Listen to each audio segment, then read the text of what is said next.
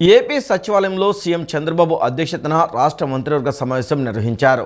ఈ భేటీలో పలు కీలక నిర్ణయాలకు కేబినెట్ ఆమోదం తెలిపింది. వైకాపా ప్రభుత్వం తీసుకొచ్చిన రివర్స్ టెండరింగ్ విధానాన్ని మంత్రివర్గం రద్దు చేసింది.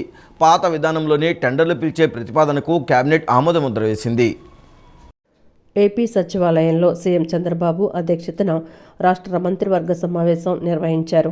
ఈ భేటీలో పలు కీలక నిర్ణయాలకు కేబినెట్ ఆమోదం తెలిపింది. వైఎస్ఆర్ కాంగ్రెస్ పార్టీ ప్రభుత్వం తీసుకొచ్చిన రివర్స్ టెండరింగ్ విధానాన్ని మంత్రివర్గం రద్దు చేసింది. పాత విధానంలోనే టెండర్లు పిలిచే ప్రతిపాదనకు కేబినెట్ ఆమోదముద్ర వేసింది. అబ్కారీ శాఖ పునర్వ్యవస్థీకరణకు గ్రీన్ సిగ్నల్ ఇచ్చింది. ఈ క్రమంలో స్పెషల్ ఎన్ఫోర్స్మెంట్ బ్యూరో రద్దుకు ఆమోదం తెలిపింది. పట్టాదారు పాస్ పుస్తకాలపై జగన్ ఫోటో తొలగింపు, సాగునీటి సంఘాల ఎన్నికల నిర్వహణకు అంగీకారం తెలిపింది. పోలవరం ఎడమ కాలువ పనుల పునరుద్ధరణకు మంత్రివర్గం ఆమోదముద్ర వేసింది. ఈ పనుల్లో ప్రస్తుత గుత్తేదారు సంస్థనే కొనసాగించేందుకు గ్రీన్ సిగ్నల్ ఇచ్చింది. వివాదాల్లోని భూముల రిజిస్ట్రేషన్ నిలిపివేసేందుకు మంత్రివర్గం ఆమోదముద్ర వేసింది. ఎన్టీఆర్ జిల్లా ఏకొండూరు పరిసర ప్రాంతాల గ్రామాలకు సురక్షిత కృష్ణా జలాలను అందించేందుకు 50 కోట్ల వ్యయంతో చేపట్టిన ప్రాజెక్ట్ పనులు శరవేగంగా జరుగుతున్నాయని, రానున్న మార్చి నాటికి పూర్తిస్థాయిలో తాగునీటిని సరఫరా చేసి కిడ్నీ వ్యాధి నిర్మూలనకు చర్యలు తీసుకుంటున్నట్లు జిల్లా కలెక్టర్ డాక్టర్ జి సుజనా తెలిపారు. దశాబ్ద కాలం నుండి ఏకొండూరు మండలంలోని గ్రామాలతో పాటు సమీప గ్రామాలలో ప్రజలు కిడ్నీ వ్యాధితో బాధపడుతున్నట్లు తెలిపారు. దీనికి కారణం ఆయా ప్రాంతాలలో భూగర్భ జలాల్లో లోహ మూలకాల శాతం ఎక్కువగా ఉండడం వలనని నీటి పరీక్షల్లో వెల్లడైందని తెలిపారు. ఎన్టీఆర్ జిల్లా ఏకొండూరు పరిసర ప్రాంతాలలో కిడ్నీ వ్యాధిని నివారించేందుకు రాష్ట్ర ప్రభుత్వం మంజూరు చేసిన 50 కోట్ల రూపాయలతో రెడ్డిగూడెం మండలం కుదుప వద్ద జరుగుతున్న రక్షిత త్రాగునీటి రిజర్వాయర్ నిర్మాణ పనులను జిల్లా కలెక్టర్ డాక్టర్ జి సృజన సంబంధిత అధికారులతో కలిసి పరిశీలించారు. రెడ్డిగూడెం మండలం కుదుప గ్రామం వద్ద జరుగుతున్న రక్షిత తాగునీటి పథక నిర్మాణం పనులను పరిశీలించడంతో పాటు ఏకొండూరు మండలంలోని డీప్లా నగర్ తండాలో పర్యటించి తండావాసులతో ముఖాముఖి నిర్వహించారు. అనంతరం ఏకొండూరు ప్రాథమిక ఆరోగ్య కేంద్రంలో కిడ్నీ వ్యాధిగ్రస్తులకు అందుబాటులో ఉన్న వైద్య సదుపాయాలను, మందులను పరిశీలించారు. ఈ సందర్భంగా కలెక్టర్ డాక్టర్ జె సృజన ఏకొండూరు ప్రాథమిక ఆరోగ్య కేంద్రం వద్ద మీడియా ప్రతినిధులతో మాట్లాడుతూ కుదుప వద్ద నిర్మాణం జరుగుతున్న ఓవర్ హెడ్ రిజర్వాయర్ పనులను పరిశీలించి యుద్ధ ప్రాతిపదికన గడువుకు ముందే పూర్తి చేయాలని అధికారులను ఆదేశించారు. ఓవర్ హెడ్ రిజర్వాయర్ పనులు తుది దశకు చేరుకోగా 200 కిలోమీటర్ల మేర పైప్ లైన్ల పనులలో ఇప్పటికే 30 కిలోమీటర్లు పూర్తి కాగా మరో 70 కిలోమీటర్ల పనులు చివరి దశలో ఉన్నాయని ఆర్డబ్ల్యూఎస్ ఎస్ఈ డివి రమణ కలెక్టర్కు వివరించారు. సంపు నుంచి కృష్ణా జలాలను శుద్ధి చేసి ఓవర్ హెడ్ రిజర్వాయర్కు పంపింగ్ చేస్తామని, అక్కడి నుండి ఏకొండూరు మండలంలోని 38 కిడ్నీ ప్రభావిత గ్రామాలు, తండాలకు పైప్ లైన్లు, డిస్ట్రిబ్యూషన్ పైప్ లైన్ల ద్వారా శుద్ధి చేసిన నీటిని సరఫరా చేయడం జరుగుతుందన్నారు. వీలైనంత త్వరగా పనులు పూర్తి చేయాలని అధికారులను ఆదేశించినట్లు కలెక్టర్ తెలిపారు. చాలా రోజులుగా కూడా ఇక్కడ ఈ ప్రాంతంలో భూగర్భ జలాలులో మెటాలిక్ ఎలిమెంట్స్ ఎక్కువ ఉండటం వల్ల అవి తాగటానికి సురక్షితమైనవి కాదు అని భావించి కూడా కృష్ణా జలాలు ఇక్కడికి పంపిణీ చేయటమే శాశ్వత పరిష్కారం అని చెప్పి మనం ప్రాజెక్ట్ తీసుకోవటం జరుగుతుందండి. ఏకొండూరులో ఉండే 38 హ్యాబిటేషన్స్లో కూడా గ్రౌండ్ వాటర్ శాంపిల్స్ టెస్ట్ చేస్తే అవి తాగడానికి సురక్షితమైనవి కావు అని చెప్పి అక్కడ ఈ 38 హ్యాబిటేషన్స్లో కూడా 56 పాయింట్స్కి ఈరోజు మనము మంచినీరు రోజువారీ ట్యాంకర్ల ద్వారా సప్లై చేస్తున్నాము. సో ఏకొండూరు ప్రాంతం మాత్రమే కాకుండా పక్కనే ఉండే రెడ్డిగూడెము, గంపలగూడెము, తిరువూరులో కూడా ఒకసారి టెస్టింగ్ చేయించి అన్ని హ్యాబిటేషన్స్లో గ్రౌండ్ వాటర్ శాంపిల్స్ తీసి టెస్టింగ్ చేయించి అవసరమైతే అక్కడికి కూడా ఇప్పుడు మేము సుమారుగా 50 కోట్లతో కృష్ణా జలాల్ని మేము ఇక్కడికి తీసుకొచ్చి ఇంటింటికి సప్లై చేయడానికి ప్రాజెక్టు పనులు జరుగుతున్నాయి. మే, జూన్ నాటికి అవి పూర్తి కూడా అవుతాయి. సో అది అయ్యే లోపు ఇప్పుడే ఇంకొక వారం 10 రోజుల్లో ఈ 3 మండలాల్లో కూడా చుట్టూ ఉండే 3 మండలాల్లో కూడా అసెస్ చేసి, బికాస్ ఇవి పక్కనే ఉండే మండలాలు భూగర్భ జలాలు అక్కడికి కూడా స్ప్రెడ్ అయ్యే అవకాశం ఉంది కాబట్టి అక్కడ కూడా టెస్ట్ చేసి అవసరమైతే అంటే మా ఆర్డబ్ల్యూఎస్ వారు గంపలగూడెంలో కంప్లీట్ చేశారు అన్ని హ్యాబిటేషన్స్. రెల్లీస్ కాలనీ వాసులు పడుతున్న ఇబ్బందులు త్వరలో తీరుస్తామని విజయవాడ తూర్పు ఎమ్మెల్యే గద్దె రామ్మోహన్ హామీ ఇచ్చారు. రెల్లీస్ కాలనీలో స్థానికంగా ఉన్న సమస్యలు పరిష్కరిస్తామని స్థానిక ప్రజలకు ఎమ్మెల్యే గద్దె రామ్మోహన్ హామీ ఇచ్చారు. నగరంలోని తూర్పు నియోజకవర్గం 19వ డివిజన్ పోలీస్ క్వార్టర్స్, రెల్లీస్ కాలనీలో MLA Gadde Rammohan, deputy transport commissioner division అధ్యక్షుడు భాగం సాయి ప్రసాద్, ఫిరోజు, స్థానిక డివిజన్ నాయకులు అధికారులతో కలిసి పర్యటించారు. స్థానిక సమస్యలపై రెల్లీస్ కాలనీలో పర్యటించి సమస్యలు అడిగి తెలుసుకున్నారు. డ్రైనేజీ, పార్కులు మరమ్మతులపై అధికారులతో మాట్లాడి త్వరగా పరిష్కరించాలని ఆదేశించారు. ఎన్నో ఏళ్ల నుంచి కూలేందుకు సిద్ధంగా ఉన్న ఆర్డీఓ కార్యాలయం ప్రహరీ గోడ విషయాన్ని డీటీసీ దృష్టికి తీసుకువెళ్లగా సానుకూలంగా స్పందించి గోడను కూల్చివేసేందుకు సంసిద్ధంగా ఉన్నట్లు తెలిపారు. ఏ కారణం వల్ల కానీ వంగి చూడటానికి చాలా భయంకరమైన పరిస్థితి ఉంది. ఇక్కడ స్థానికులందరూ కూడా అక్కడ రిలీజ్ కాలంలో ఉంటున్న పెద్దలు అందరూ కూడా దృష్టి తీసుకొచ్చినప్పుడు దాన్ని అంటే డీటీసీ గారిని కూడా రిక్వెస్ట్ చేసి వారిని కూడా రమ్మని మేము కూడా జాయింట్ ఇన్స్పెక్షన్ చేస్తే అందరికీ కూడా గోడ ఒక ఇబ్బందికరమైన పరిస్థితులు ఉన్నట్టుగా అర్థమవుతుంది. అక్కడ ఒక ఎలక్ట్రికల్ పోల్ ఆపింది కాబట్టి ఆ గోడ ఇంకా పడలేదు, లేదా ఎప్పుడో పడిపోయిందని అనిపిస్తోంది. మేము తక్షణమే ఆర్ఎండ్బి అధికారులతో కూడా మాట్లాడి డీటీసీ గారి యొక్క సహకారంతో దాన్ని ఇమీడియట్గా గోడని రిమూవ్ చేయాల్సిన అవసరం ఉంది. లేకపోతే చాలా కుటుంబాలు ఇక్కడ నివాసం ఉంటున్నాయి, వాళ్ళందరికీ కూడా అది ప్రమాదంగా ఉంది. దాన్ని ఇమీడియట్గా ఈరోజే మాట్లాడి దానికి ఒక పరిష్కారం చేసుకోవాలని కూడా అనుకుంటా ఉన్నాం. సో దానికి పరిష్కారం చేయాలి అంటే ఆ గోడ తీయటం తప్ప ఇంకో మార్గం లేదు. ఆ గోడ అవతల మళ్ళీ ఇంకొక వాల్ నిర్మాణం చేసుకోవాల్సిన అవసరం ఉంది. కొన్ని చెట్లు కూడా ట్రిమ్మింగ్ కానీ లేకపోతే చెట్లు కూడా తీయాల్సిన అవసరం ఉంది. స్థానికంగా కొంతమంది కొన్ని సమస్యలు ఇక్కడ లేవనెత్తడం జరిగింది. అదేంటంటే పార్కులు కానివ్వండి, ఇక్కడ ఉన్నటువంటి బ్యూటిఫికేషన్ మీద కూడా కొంత ఇబ్బంది ఉందని చెప్పంటే శానిటేషన్ వాళ్ళని, అలాగే పార్కుల సూపర్వైజర్ని గౌరవ శాసనసభ్యులు ఆదేశించడం జరిగింది. హుటాహుటిన వారు కూడా ఇక్కడ ఉన్న మొత్తాన్ని కూడా క్లీన్ చేయించడం జరుగుతుంది. అలాగే ఇక్కడ మనకి స్థానికంగా ఉన్నటువంటి ఈ రిలీజ్ కాలనీ వాసులు గోడ ఒకటి అడ్డం ఉండటం మూలంగా ఆ గోడ వర్షానికి దెబ్బతిని ఎప్పుడైనా సరే పడిపోయే ప్రమాదం ఉంది కాబట్టి ఆ గోడను కూడా తొలగించాలని చెప్పి వాళ్ళు వినతి చేయడం జరిగింది ఎమ్మెల్యే గారికి. శాసనసభ్యులు ఇమ్మీడియట్గా 2 రోజుల క్రితమే మేము ఈ యొక్క విషయాన్ని తెలియజేస్తే వెంటనే సంబంధిత అధికారులని పిలిపించి వెంటనే ఆ గోడని తీయించడం కానీ లేకపోతే దానికి శాశ్వత పరిష్కారం ఏంటని చెప్పేసి సంబంధిత అధికారులను కూడా ఆదేశించడం జరిగింది. కేదారేశ్వరపేట పండ్ల మార్కెట్ తరలింపుపై దుకాణ యజమానుల అభిప్రాయం కూడా తీసుకున్న తర్వాత తుది నిర్ణయం తీసుకుంటామని నగర మేయర్ రాయని భాగ్యలక్ష్మి తెలిపారు. స్థానిక నివాసితులు, ప్రయాణికుల రాకపోకలకు ఇబ్బందులు ఏర్పడుతున్న కారణంగా ఈ నిర్ణయం తీసుకుంటున్నట్లు మేయర్ తెలిపారు. నగరంలో అభివృద్ధి పనుల నిమిత్తం శంకుస్థాపనలు చేసిన పనులను వెంటనే పూర్తి చేయాలని సంబంధిత అధికారులను ఆదేశించినట్లు తెలిపారు. నగరపాలక సంస్థ మేయర్ ఛాంబర్లో రాయని భాగ్యలక్ష్మి విలేకరుల సమావేశం నిర్వహించారు. సమావేశంలో ఆమె మాట్లాడుతూ 122 అంశాలు కౌన్సిల్ ముందుకు రాగా వాటిలో 20 ప్రశ్నలను ప్రశ్నోత్తరాల సమయంలో చర్చించినట్లు తెలిపారు. నగరంలో అభివృద్ధి పనుల నిమిత్తం శంకుస్థాపనలు చేసిన పనులను వెంటనే పూర్తి చేయాలని సంబంధిత అధికారులను ఆదేశించినట్లు తెలిపారు. 2017లో హోర్డింగులు లీజుదారులు జీఎస్టీ ట్యాక్స్ చెల్లించలేమని కోర్టును ఆశ్రయించారన్నారు. కొన్ని కారణాల వలన తిరిగి పాతవారికే హోర్డింగులను లీజుకిచ్చినట్లు మేయర్ తెలిపారు. బందర్ రోడ్డులోని ఇండోర్ స్టేడియం 2 కోట్లతో పనులు చేయించినప్పటికీ ఆ పనులు నాసిరకంగా ఉన్న కారణంగా ఆ కాంట్రాక్టర్పై చట్టపరమైన చర్యలు తీసుకోవాలని కమిషనర్కు ఆదేశాలు జారీ చేసినట్లు ఆమె వివరించారు. ప్రత్యేకంగా కొండపై భాగాల్లో పనులు చేసే కాంట్రాక్టర్లను ఆ పనులను త్వరగా పూర్తి చేస్తే 2వ రోజు వారికి బిల్లులు చెల్లించి వారిని మరింతగా ప్రోత్సహించడం జరుగుతుందని మేయర్ పేర్కొన్నారు. నాసిరకం పనులు చేసే కాంట్రాక్టర్లను బ్లాక్ లిస్టులో చేర్చవలసిందిగా కమిషనర్కు కోరినట్లు ఆమె వివరించారు. ఎన్డీఏ ప్రభుత్వం రావడంతో కొన్ని అభివృద్ధి పనులు నెమ్మదిగా జరుగుతున్నాయని ఆమె ఒక ప్రశ్నకు జవాబుగా చెప్పారు. అతి త్వరలో అన్ని స్టేడియంలను బాగు చేయించి యువతకు వివిధ క్రీడల్లో నగరపాలక సంస్థ ఆధ్వర్యంలో మంచి కోచ్ల ద్వారా మంచి శిక్షణ ఇప్పించి క్రీడలకు పెద్దపీట వేసే విధంగా ప్రణాళికలు సిద్ధం చేస్తున్నట్లు మేయర్ తెలిపారు. ఇంతకుముందు ఏంటంటే కేదారేశ్వరపేట అన్నది ఊరు చివరిగా ఉండేది కాబట్టి అక్కడ పళ్ళ మార్కెట్ అన్నది ఎప్పుడో సుదీర్ఘకాలం పాతకాలంలో పెట్టిన పళ్ళ మార్కెట్ అది. ఇప్పుడు ఏంటంటే పక్కనే లోటస్ అనే ఒక ఏరియా, అలాగే చుట్టుపక్కల మనకి రెసిడెన్షియల్ ఏరియా ఎక్కువ అవ్వటం మూలాన ఈ కమర్షియల్గా ఉన్న ఈ పళ్ళ మార్కెట్ అన్నది అక్కడ ఉన్న నివసిస్తున్న నివాసితులకి ఇబ్బందికరమైన వాతావరణం కలుగుతుంది, ట్రాఫిక్ ఇబ్బందులు కలుగుతున్నాయి అన్నది ఈరోజు సుదీర్ఘంగా దాని మీద చర్చించడం జరిగింది. అలాగే ఏదైతే షాపులు పెట్టుకుంటున్నారో ఏ నామ్స్ ప్రకారం వాళ్ళు పెడుతున్నారు, వాళ్ళకి అన్ని రకాల పర్మిషన్స్ అక్కడ ఉన్నాయా లేదా, అనాథరైజ్డ్గా ఎన్ని షాపులు ఉన్నాయి, ఆథరైజ్డ్గా ఎన్ని షాపులు ఉన్నాయి, అలాగే మన కార్పొరేషన్కి ఏ రకంగా వాళ్ళు చెల్లింపులు, ట్యాక్స్ చెల్లింపులు అనేది చెల్లిస్తున్నారు, ఎంత బకాయిలు ఉన్నారు అన్న దాని మీద ఈరోజు కమిషనర్ గారికి కానీ అధికారులకు కానీ ఆదేశం ఇవ్వటం జరిగింది.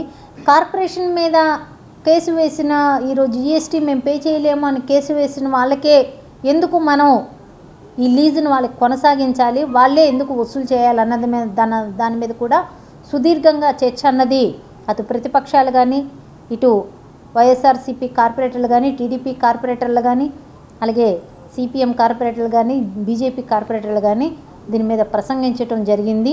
దీని మీద కూడా అధికారుల అలసత్వం ప్రదర్శిస్తున్నారు. దీని మీద అధికారుల మీద చర్యలు చేపట్టాలి. అలాగే ఏదైతే ఈ లీజులు ఉన్నాయో ఈ లీజులను ఎందుకు వాళ్ళకే కొనసాగించాలి అన్న దాని మీద కూడా చర్యలు చేపట్టాలని. 3.5 సంవత్సరాలుగా ప్రోటోకాల్ పాటించాలని టీడీపీ కార్పొరేటర్లు కౌన్సిల్లో ఎన్నిసార్లు చెప్పినా పట్టించుకొని వైసీపీ కార్పొరేటర్లకు అధికారం పోగానే ఇప్పుడు ప్రోటోకాల్ గుర్తుకు వచ్చిందని TDP floor leader Nellibandla Balaswamy ప్రశ్నించారు. రాష్ట్రంలో వైసీపీ అధికారంలో ఉన్నప్పుడు ఓడిపోయిన కార్పొరేటర్లు ఎమ్మెల్యేలతో ఇన్ఛార్జీలతో శంకుస్థాపనలు ప్రారంభోత్సవాలు చేయించారని, కౌన్సిల్ ఎజెండా కాపీలు కూడా వారికి పంపించేవారు కాదని తెలిపారు.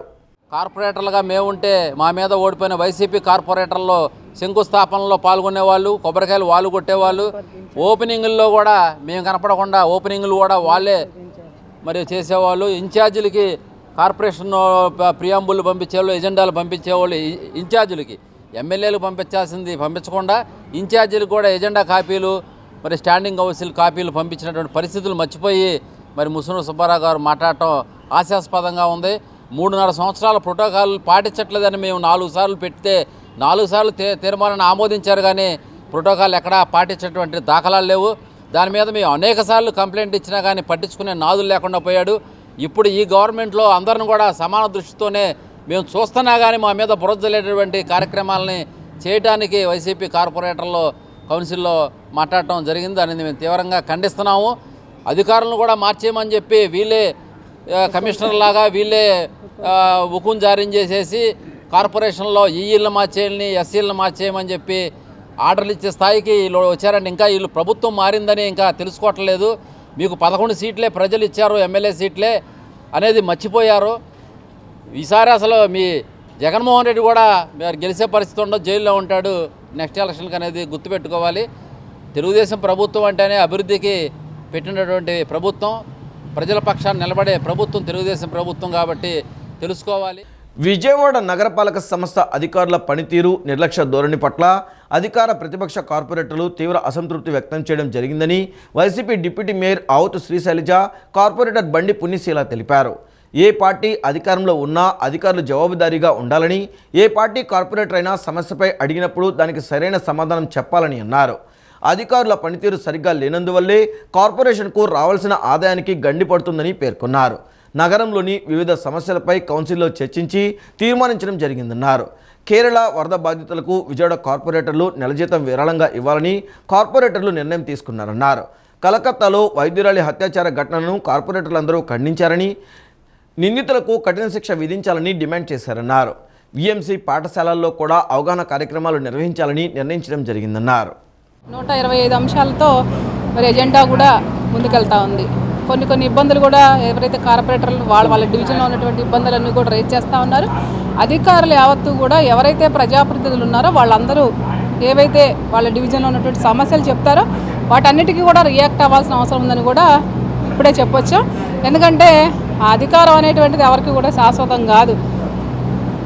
ప్రజలకు మంచి చేయాలనేటువంటి దానిలోనే గౌరవ ముఖ్యమంత్రి గారు, గత ముఖ్యమంత్రి గారు అంటే జగన్మోహన్ రెడ్డి గారు పరిపాలన చేశారు. ఎందుకంటే అధికారం మారినటువంటి 3.5 సంవత్సరాలు ఎవరు ఏ పార్టీలో ఉన్నా, ఎవరు అధికార ప్రతిపక్షాల్లో ఉన్నప్పటికీ కూడా ప్రజలకి ఎన్నుకోబడిన ఏ వ్యక్తి అయినా జవాబుదారీతనం వహించి తీరాలి. అది ప్రతిపక్ష పార్టీ కార్పొరేటర్ అయినా, అధికార పార్టీ కార్పొరేటర్ అయినా.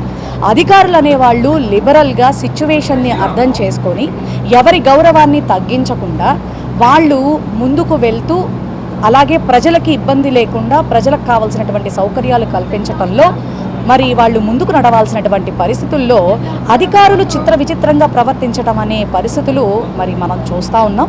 మరి వాటన్నిటినీ కూడా ఈ రోజున ప్రతి ఒక్కళ్ళు కూడా నిలదీయటం జరిగింది. ప్రతి ఒక్కళ్ళు కూడా సీరియస్గా తీసుకోమని చెప్పని అధికారులకి సూచనలు ఇవ్వటం జరిగింది. అధికారుల నిర్లక్ష్య వైఖరి వల్ల అడ్వర్టైజింగ్ ద్వారా కార్పొరేషన్కు రావాల్సిన ఆదాయానికి గండి పడుతుందని టీడీపీ కార్పొరేటర్ ముమ్మినేని ప్రసాద్ తెలిపారు. నగరపాలక సంస్థ పరిధిలో అడ్వర్టైజింగ్ ద్వారా కోట్ల రూపాయలు గడిస్తున్న అడ్వర్టైజింగ్ ఏజెన్సీలు నగరపాలక సంస్థకు ₹1 కూడా చెల్లించడం లేదని తెలిపారు. దీనిపై నగరపాలక సంస్థ అధికారులు కూడా ఎటువంటి చర్యలు తీసుకోకపోవడం శోచనీయమన్నారు. పటమటలోని Chennupati Ramakotaiah indoor stadium private వ్యక్తులకు అప్పచెప్పడంతో క్రీడాకారులు ఇబ్బందులు పడుతున్నారని తెలిపారు. గత 5-4 సంవత్సరాల నుంచి కూడా క్రమేపీ కార్పొరేషన్కి వచ్చేటటువంటి ఆదాయాన్ని తగ్గించుకుంటూ వస్తూ ఉన్నారు. 2019లో 16.5 కోట్లు ఈ కార్పొరేషన్కి ఆదాయం ఉంటే వాళ్ళ 2024లో 4 కోట్ల రూపాయల ఆదాయాన్ని వచ్చే విధంగా తయారు చేశారు. మరి ఎవరైతే ఈ విజయవాడ నగరంలో అడ్వర్టైజ్మెంట్లు మరి పొందినటువంటి హక్కులు పొందినటువంటి వారు ఉన్నారో వారు కోర్టుకు పోయి కోర్టు జిఎస్టీ మాకు ఎక్కువగా ఉంది కాబట్టి దీన్ని డివైస్ డిస్ప్లే బ్యానర్స్ మేము పెట్టుకుంటా ఉంటాం, దీనివల్ల మాకు ఎక్కువ రావనేటువంటి ఒక ఆలోచనతో కోర్టులో ఉన్నటువంటి కోర్టు ద్వారా వాళ్ళు కార్పొరేషన్కి ఆదాయాన్ని రాకుండా వాళ్ళు కార్పొరేషన్ మీద కేసేసి వాళ్ళు ఆదాయాన్ని గండి కొడతా ఉన్నారు. వాళ్ళ కోర్టులో వేసినటువంటి వ్యక్తులు మరి కార్పొరేషన్లో ఉన్నటువంటి అడ్వర్టైజ్మెంట్లకి వాళ్ళే వసూలు చేస్తూ ఉన్నారు. మరి వసూలు చేసి కార్పొరేషన్కి జమ అయ్యకుండా ఆ సంస్థలే వాళ్ళ 8 సంస్థల పేర్లు కౌన్సిల్లో చెప్పడం జరిగింది సిటీ ప్లానర్ గారు. ఆ 8 సంస్థల నుంచి కూడా వాళ్ళ కార్పొరేషన్కి నష్టం జరుగుతూ ఉంది. కార్పొరేషన్ మరి వాళ్ళ ఆదాయం రావాలంటే ఈ అడ్వర్టైజ్మెంట్ దగ్గర నుంచి కూడా మరి డబ్బులు వసూలు చేయని చెప్పి తీర్మానం చేయడం జరిగింది. విజయవాడ నగరపాలక సంస్థకు రావాల్సిన 282 కోట్ల నిధులపై కార్పొరేటర్లు ఎందుకు మాట్లాడడం లేదని సిపిఎం కార్పొరేటర్ బోయ సత్యబాబు విమర్శించారు.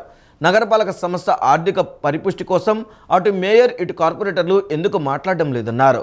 ప్రజా సమస్యలను పరిష్కరించడంలో అధికార పార్టీ, విపక్ష పార్టీ, ప్రజాప్రతినిధులు విఫలమయ్యారని ఆరోపించారు.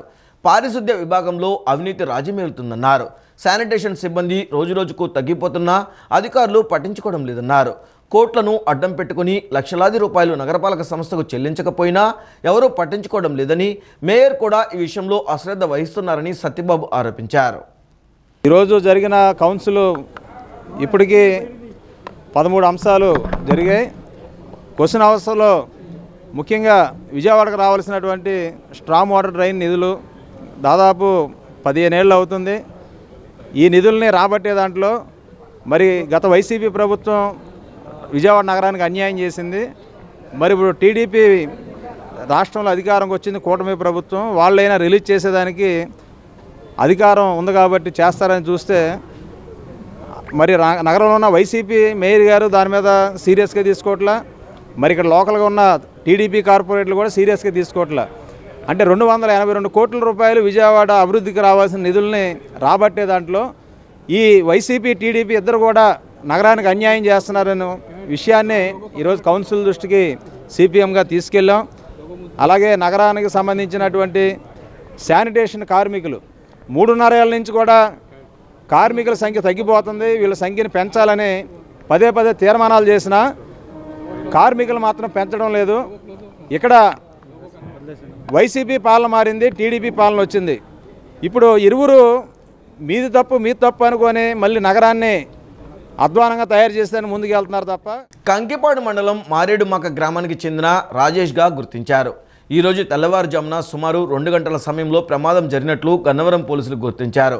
రాజేష్ భార్య అనూష ఫిర్యాదు మేరకు పోలీసులు, ఎన్డీఆర్ఎఫ్ సిబ్బంది గాలింపు చర్యలు చేపట్టారు. ప్రమాద స్థలానికి కుటుంబ సభ్యులు చేరుకుని రాజేష్ ఆచూకీ కోసం కన్నీరు మున్నీరుగా విలపిస్తున్నారు. మంగళగిరిలోని తెనాలి ఫ్లైఓవర్ వద్ద నూతన వస్త్ర షోరూమ్ సిఎన్ఆర్ హ్యాండ్లూమ్స్ను పౌర సరఫరాల శాఖ మంత్రి నాదెండ్ల మనోహర్, చిల్లపల్లి నాగేశ్వరరావు అండ్ సన్స్ అధినేత చిల్లపల్లి శ్రీనివాసరావుతో కలిసి లాంఛనంగా ప్రారంభించారు. వస్త్ర వ్యాపారంలో తమదైన శైలితో మంగళగిరి నియోజకవర్గ ప్రజలకు మంచి నాణ్యతా ప్రమాణాలతో కూడిన వస్త్రాలను సిఎన్ఆర్ హ్యాండ్లూమ్ షోరూమ్ అతి తక్కువ ధరలకే వినియోగదారులకు అందించడం చాలా ఆనందంగా ఉందని మంత్రి మనోహర్ అన్నారు. అనంతరం చిల్లపల్లి నాగేశ్వరరావు అండ్ సన్స్ అధినేత చిల్లపల్లి శ్రీనివాసరావు మాట్లాడుతూ మంచి నాణ్యతా ప్రమాణాలతో చేనేత మగ్గంపై నేసిన వస్త్రాలను ప్రజలకు అందించాలనే ఉద్దేశంతోనే సిఎన్ఆర్ హ్యాండ్లూమ్ షోరూమ్ అందుబాటులోకి తీసుకొచ్చామన్నారు. మా అధినేత పవన్ కళ్యాణ్ చేనేత వస్త్రాలకు బ్రాండ్ అంబాసిడర్గా ఉన్నారని, అయినా పిలుపు మేరకు ప్రజలకు అతి తక్కువ ధరలో చేనేత వస్త్రాలు అందించేందుకు కృషి చేస్తుందని స్పష్టం చేశారు.